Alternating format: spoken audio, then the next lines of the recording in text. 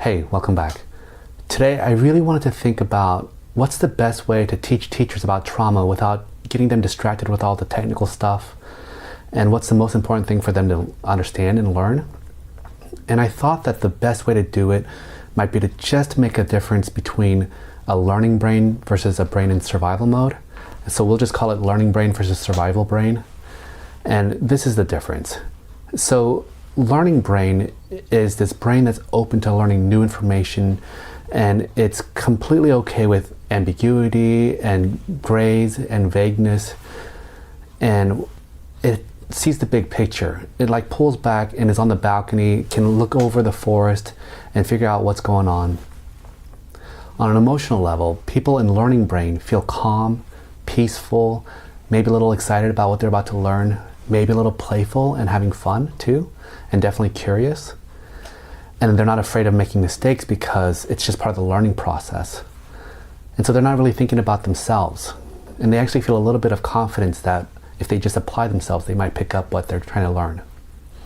Now, survival brain, on the other hand, is completely different. It's hyper-focused on threat.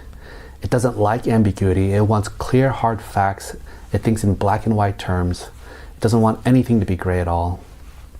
And then emotionally, you can imagine that survival brain makes people feel panicky, feel like a little obsessive and afraid of getting things wrong. And they don't feel calm and open to learning new things. They just want to get things over with.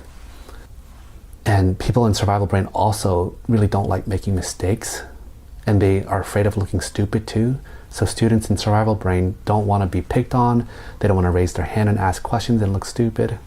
And so these people are also filled with doubt about their own ability to learn stuff, and they're afraid that other people can see how stupid they really are. Now, it's really important to understand how learning brain and survival brain interact, because survival brain always trumps learning brain.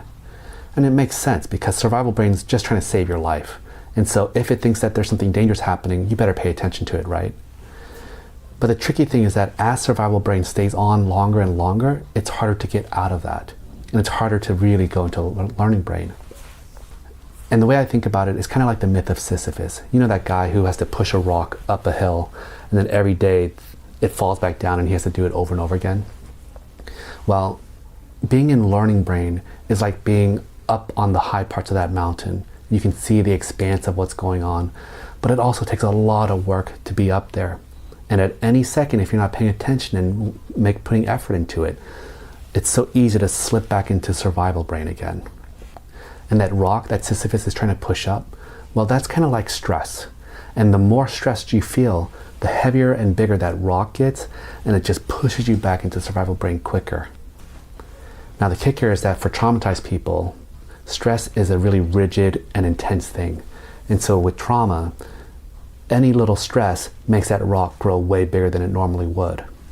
And because people with trauma misperceive ambiguous situations as threatening and stressful, that rock just stays big all the time. Now, the good news is that the more you control stress, well, the easier it is to be in learning brain, right? Because that rock is a lot smaller. And what I really want to highlight for teachers is that the best way to keep students in learning brain goes back to why I spent so much time talking about attachment. Students best learn when they feel like they're safe and supported by the adults around them. So it's kind of like a baby elephant. You know how like on those nature shows, the baby elephant is like playing with leaves or exploring a tree or something like that and having a lot of fun. And the only reason why they can do that is because there's a whole group of mama elephants around that baby protecting it and looking out for danger. So a kid with trauma or who's stuck in survival brain, it's kind of like that baby elephant who doesn't have protective adults around them. They can't play and learn because they're way too focused looking out for threat and danger.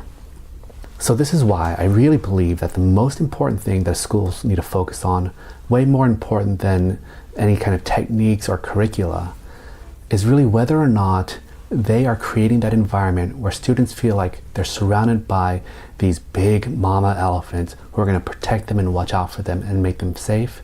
And when students have that, I bet you it unlocks their curiosity, their eagerness to learn, and play as a way to learn. So I hope that's helpful. Let me know if you have any questions in the comments below. Thanks.